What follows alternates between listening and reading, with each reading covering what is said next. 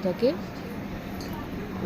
High টেম্পারেচারে ফ্রিজে ডিপে, হাই টেম্পারেচার ডিপে তোমরা ঢুকিয়ে দেবে। মানে সকালবেলায় করবে, যদি টেম্পারেচার খুব হাই থাকে ফ্রিজে তাহলে বিকেলের মধ্যে জমে যাবে,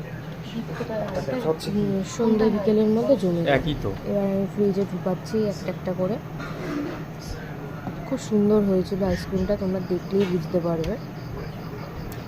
আমার ভিডিও শর্ট ব্লগটা কীরকম লাগলো তোমরা জানিও প্লিজ, আর লাইক কমেন্ট শেয়ার করতে ভুলো না। এবার আমার মাম্মা সবার ফার্স্ট ট্রাই করছে, তৈরি হয়ে গেছে সবার ফার্স্ট আমাদের মাম্মা ওয়াটারমেলন আইসক্রিম। ও দেখে ও খেয়ে বলছে ওর বায়নাতেই আসলে করা।